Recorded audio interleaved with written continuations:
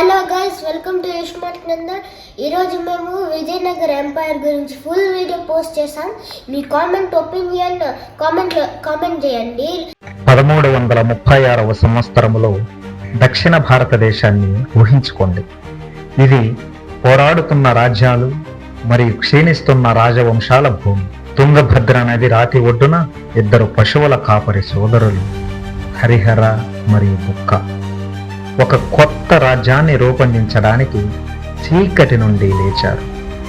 వారు ఒకప్పుడు ఉత్తర సుల్తానుల ఖైదీలుగా ఉండి బలవంతంగా ఇస్లాం మతంలోకి మార్చబడ్డారని, కానీ విద్యారణ్య మహర్షి మార్గదర్శకత్వంలో వారు తప్పించుకొని వారి హిందూ విశ్వాసానికి తిరిగి వచ్చి విజయనగరానికి పునాది వేశారని పురాణం చెబుతోంది. మరింత దండయాత్రల నుండి దక్షిణ భారతదేశాన్ని రక్షించడానికి వారు గంభీరమైన ప్రతిజ్ఞ ద్వారా దీనిని ఒక కోటగా ప్రకటించారు. ఒక్క మాటలో చెప్పాలంటే వారు ఎత్తైన పీఠభూమిపై తమ రాజధానిని ప్రకటిస్తూ బలమైన కోటను నిర్మించారు. తరువాతి 3 దశాబ్దాల పాటు ద్వీపకల్ప భారతదేశంలోని చాలా భాగాన్ని ఏకం చేసి రక్షించే సామ్రాజ్యానికి ఇది నాటకీయ ప్రారంభం. హరిహర మరియు అతని సోదరుడు బుక్క ఆధ్వర్యంలో విజయనగర సంగమ రాజవంశం ఏర్పడింది. హరిహర రాయలు మొదట 1336వ సంవత్సరం నుండి 1346వ సంవత్సరం వరకు పాలించారు. తరువాత బుక్కరాయలు 1346వ సంవత్సరం నుండి 1377 వరకు వారి రాజ్యాన్ని పటిష్టం చేశారు. బుక్క దక్షిణ దిశగా విస్తరించి చివరికి కాలికట్ మరియు బంగాళాఖాతం తీర ప్రాంతాలకు సైన్యాలను పంపింది. తరువాత బుక్కరాయలు 1346వ సంవత్సరం నుండి 1377 వరకు వారి రాజ్యాన్ని పటిష్టం చేశారు. 1446 వరకు శ్రీలంక, కాలికట్ మరియు సుదూర బర్మీస్ రాజ్యాలకు కూడా దండయాత్రలు ప్రారంభించాడని చెబుతారు. ఈ రాజుల నేతృత్వంలోని విజయనగర సైన్యాలు ఉత్తరము నుండి బహమని దండయాత్రలను తిప్పికొట్టి మరియు స్థానిక అధిపతుల నుండి మన్ననలను పొందాయి. ఈ కాలంలో సామ్రాజ్యం హిందూ శక్తికి కంచుకోటగా మారింది. ఉత్తరము నుండి దండయాత్రకు వ్యతిరేకంగా కంచుకోట కాలక్రమేణా సంగమ వంశం అనేకం పెరిగింది. కానీ 1400 సంవత్సరములో చివరి నాటికి ఇది రాజభవన కుట్ర మరియు తిరుగుబాటు ప్రభువుల కారణంగా బలహీనపడింది. 1485వ సంవత్సరంలో సొలువ నరసింహ దేవరాయ అని సైన్యాధిపతి సింహాసనాన్ని స్వాధీనం చేసుకున్నాడు. సొలువ వంశాన్ని ప్రారంభించాడు. అతను క్లుప్తంగా 1485 నుండి 1491 సంవత్సరాల వరకు విజయనగరాన్ని పరిపాలించాడు మరియు సంక్షోభాలను నివారించాడు. కానీ చిన్న వయస్సులోనే ఆయన మరణించాడు. అతని వారసులు మైనర్లు కాబట్టి నిజమైన అధికారం రాజప్రతినిధుల ద్వారా వెళ్ళింది. త్వరలో వీర నరసింహ తులు వంశానికి చెందిన వారు. ఈయన సైన్యాధిపతి 1503లో నియంత్రణను స్వాధీనం చేసుకొని విజయనగర 3వ గొప్ప రాజవంశాన్ని స్థాపించారు. ఈ విజయనగరాన్ని పరిపాలించిన అందరి రాజులలో గొప్పవాడు, అతి ముఖ్యమైన వాడు శ్రీకృష్ణదేవరాయ. ఈయన యుగాన్ని స్వర్ణయుగం అని కూడా అంటారు. వీర నరసింహ అనే చక్రవర్తి 1503 నుండి 1509వ సంవత్సరం వరకు తన తెలివైన తమ్ముడు కృష్ణదేవరాయ 1509 నుండి 1529 వరకు తన వేదికను సిద్ధం చేశారు. పాత వృత్తాంతంలో కేవలం కృష్ణుడు అని పిలువబడే తన విజయనగరానికి గొప్ప పాలకుడు అయ్యాడు. ఆయన పాలనను తరచుగా సామ్రాజ్య స్వర్ణయుగం అని పిలుస్తారు. కృష్ణదేవరాయల ఆధ్వర్యంలో విజయనగరం దాని శిఖరానికి చేరుకుంది అని దాదాపు అన్ని మూలాలు అంగీకరిస్తున్నాయి. ఆయన పండితుడు మరియు విజేత కూడా. 1512-13 సంవత్సరాలలో అతను బీజాపూర్ సుల్తానేట్ నుండి ధనవంతుడైన రాయచూర్ దోవాబును స్వాధీనం చేసుకున్నాడు. దాని సైన్యాన్ని ఓడించి చరిత్రకారుల ప్రకారం సుదూర నగరమైన గుల్బర్గా బీజాపూర్ పాత రాజధానిని కూడా బూడిద చేశాడు. 2 సంవత్సరాల తరువాత అతను ఒడిశాలోని గజపతి రాజ్యంలోకి విజయవంతమైన దండయాత్రకు నాయకత్వం వహించాడు. దానిలో ఎక్కువ భాగాన్ని తన ఆధీనంలోనికి తీసుకువచ్చాడు. 10 సంవత్సరాల లోపు కృష్ణుడి సైన్యాలు తుంగభద్ర నదిని దాటి కన్నడ భూముల్లోకి తూర్పున చాలా దూరం వెళ్ళాయి. ఇది విజయనగరం దక్షిణ భారతదేశంలో అత్యంత శక్తివంతమైన రాజ్యమని రుజువు చేసింది. కృష్ణుడు రాజ్యసభ కూడా సంస్కృతికి కేంద్రంగా ఉండేది. ఆయన తెలుగు, కన్నడ, సంస్కృతి, తమిళ భాషలలో కవులను, పండితులను పోషించారు. ఆయన ఆధ్వర్యంలో ప్రసిద్ధమైనటువంటి అష్టదిగ్గజాలు అనే సాహితీ ప్రముఖులు ఉండేవాళ్ళు. తెలుగు కవిత్వంలో గొప్ప రచనలు చేశారు. మరియు చమత్కారమైన విదూషకుడు కవి తెనాలి రామకృష్ణ తన పాదాల వద్ద కీర్తిని గెలుచుకున్నారు. అతని కాలం నాటి శాసనాలు, ప్రధానమైన దేవాలయాలు, హజారా రామ ఆలయం మరియు హంపీలోని గొప్ప విఠల ఆలయం విస్తరింపబడ్డాయి. ప్రసిద్ధ ఉగ్ర నరసింహ విగ్రహం పవిత్రం చేయబడిందని నమోదు చేశారు. సంక్లిప్తంగా విజయనగరం దాని శిఖరాగ్రంలో ధనిక, అక్షరాస్యత మరియు ఆత్మవిశ్వాసంతో ఉత్తర సామ్రాజ్యాలకు ప్రత్యర్థిగా ఉండేది. విజయనగర ప్రభువులు అత్యున్నత స్థాయిలో ఉండి కూడా ప్రతి అంగుళం కోసం పోరాడవలసి వచ్చింది. చరిత్ర అంతటా ఈ సామ్రాజ్యం ఎక్కువగా శత్రువులను ప్రతిఘటించడానికి నిర్మించిన సైనిక రాజ్యంగా ఉండేది. రాజులు 10,000 పదాతి దళం, గుర్రాలు, ఏనుగులతో భారీ సైన్యాన్ని నిర్వహించారు.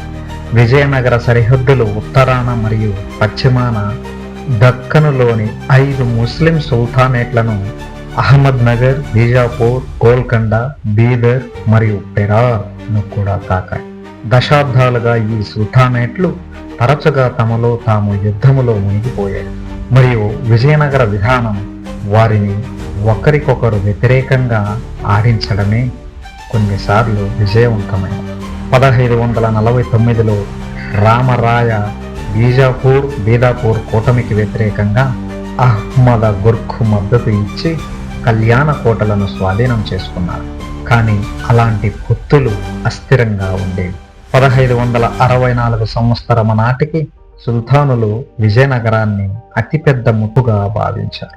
వారు వివాహం ద్వారా సంబంధాలను సుస్థిరం చేసుకున్నారు మరియు కచేరీలో నటించడానికి అంగీకరించారు. 1565 సంవత్సరము జనవరిలో తల్లికోట, ఇది తుంగభద్ర నదికి ఉత్తరాన ఉన్నటువంటి మురికి మైదానంలో 4 దక్కన్ సుల్తాన్లు చివరకు విజయనగరానికి వ్యతిరేకంగా కలిసి కవాతు చేశారు.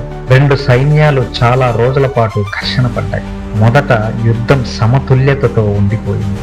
కానీ 2 విశ్వసనీయ విజయనగర కమాండర్లు గిలాని సోదరులు యుద్ధంలో మధ్యలో శత్రువుకు ఫిరాయించినప్పుడు విధి మారిపోయింది. అకస్మాత్తుగా విజయనగర కేంద్రం కూలిపోయింది. రాజప్రతినిధి రామరాయను స్వయంగా పట్టుకొని మైదానంలోనే శిరచ్ఛేదనం చేశారు. అతని పతనం అతని సైనికులను భయాందోళనకు గురిచేసింది. రాత్రికి మిత్ర రాజ్యాలు, ముస్లిం సైన్యాలు ఘోరమైన విజయం సాధించాయి. ఈ పరిణామం విజయనగరానికి వినాశకరమైనది. సుల్తానేట్ విజయం గురించి వార్తలు వ్యాపించాయి. వారు హంపి వద్ద రాజవైపు కవాతు చేశారు. నగరం యొక్క భారీ సంపద, దేవాలయాలు మరియు ట్రెజరీల నుండి వచ్చిన సంపద అత్యాశగల కళ్ళను ఆకర్షించింది. చరిత్రకారులు ఒక పోర్చుగీస్ యాత్రికుడితో సహా 5 నెలల పాటు కొనసాగే ఒక సంచిని వర్ణించారు. ప్రతి ప్రైవేట్ సైనికుడు బంగారం, ఆభరణాలు పట్టు ఇంటికి తీసుకువెళ్ళారు. ప్రసిద్ధ రాతి రథం మరియు ఆలయ మందిరాలు ధ్వంసం చేయబడ్డాయి. చెక్క మంటపాలు తగలబడ్డాయి. కేంద్ర విఠల ఆలయ లోపల మంటలు చెలరేగాయి మరియు కాకులు అలంకరించబడిన చెక్కిన స్తంభాలను కూల్చివేశాయి. కేవలం 2 సంవత్సరాల తరువాత ఒక ఇటాలియన్ దర్శకుడు తిరిగి వచ్చినప్పుడు అతను హంపీని దాదాపు ఒక దెయ్యం పట్టణంగా కనుగొన్నాడు. ఇళ్ళు ఇప్పటికీ నిలబడి ఉన్నాయి, కానీ ఖాళీగా ఉన్నాయి. పులులు మాత్రమే నివసిస్తున్నాయి. దాని సైన్యం నాశనమై రాజధాని నాశనం అవడంతో విజయనగరం ఇప్పుడు ఉన్న శక్తిగా మిగిలిపోయింది. హంపి యొక్క అద్భుతాలు, వాస్తు కళ మరియు సంస్కృతి గురించి మనం చూసినట్లయితే, ఈ విజయనగర సామ్రాజ్యం యుద్ధాలు చేసినప్పటికీ దాని కళ మరియు వాస్తు శిల్పం ప్రకాశించాయి. విజయనగర రాజధాని హంపి అవశేషాలు నేడు యునెస్కో ప్రపంచ వారసత్వ ప్రదేశంగా ఉన్నాయి. మరియు మంచి కారణం కోసం దాని ఉచ్చ స్థితిలో హంపి ఒక రాతి మహానగరంగా ఉంది.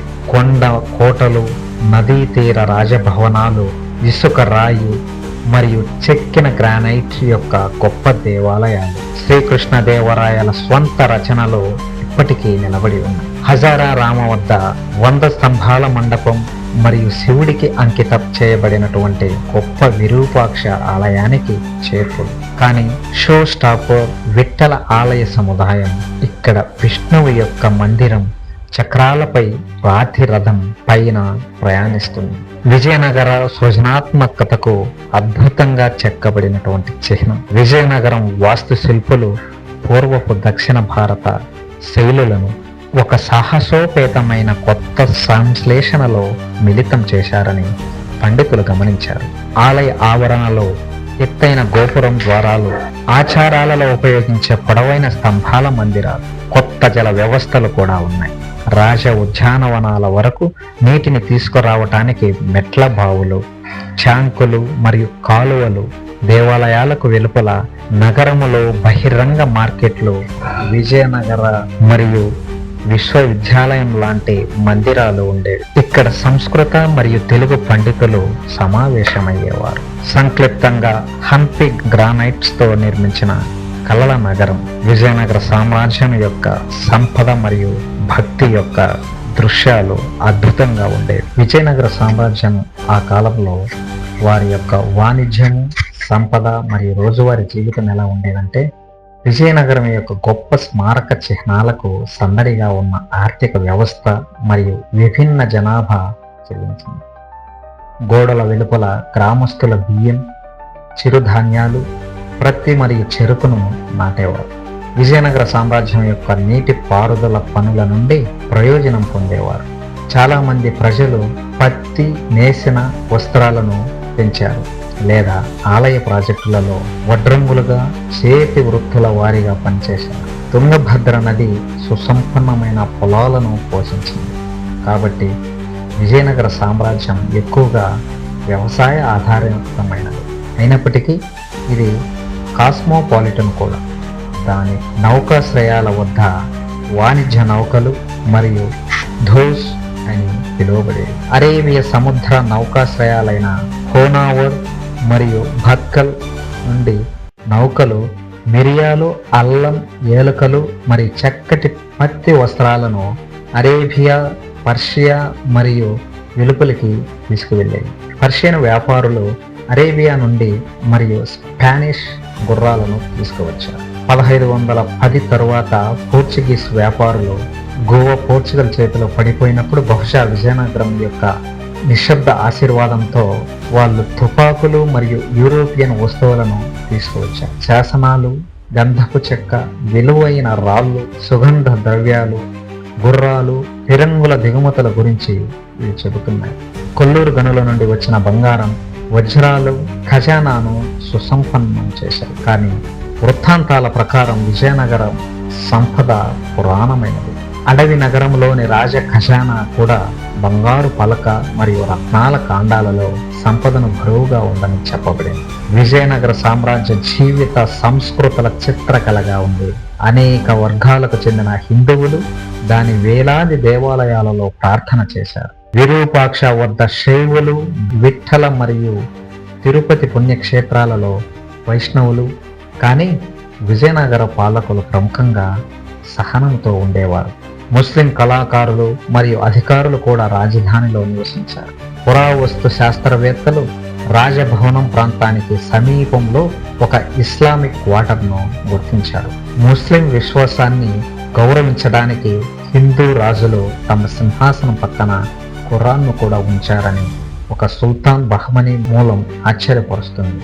జైనులు, బౌద్ధులు కూడా ఈ రాజ్యంలో తమ పుణ్యక్షేత్రాలను కలిగి ఉండేవారని చెప్తుంటారు. వాస్తవానికి స్థానిక రికార్డులు చాలా మంది ప్రజలు అనేక మతాలను స్వీకరించారు మరియు గ్రామీణ ప్రాంతాల్లో స్తూపాలు, మఠాలు మరియు వివిధ రకాల పుణ్యక్షేత్రాలు సాధారణమని పేర్కొంటారు. రోజువారీ దుస్తులు ఈ మిశ్రమాన్ని ప్రారంభిస్తాయి.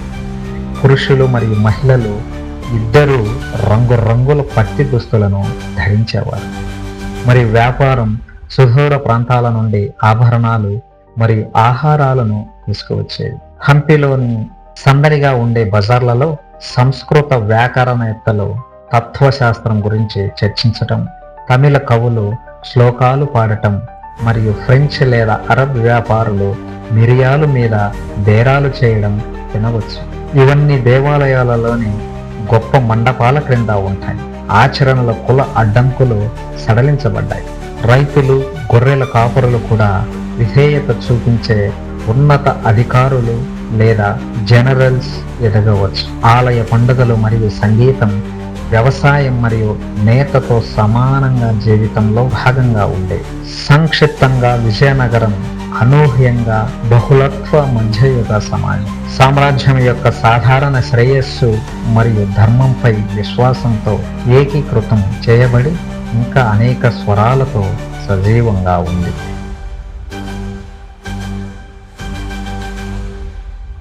లైక్, షేర్, సబ్స్క్రైబ్ చేయండి. మెయిన్గా గంట కొట్టండి ఫ్రెండ్స్. సరే, బాయ్ ఫ్రెండ్స్.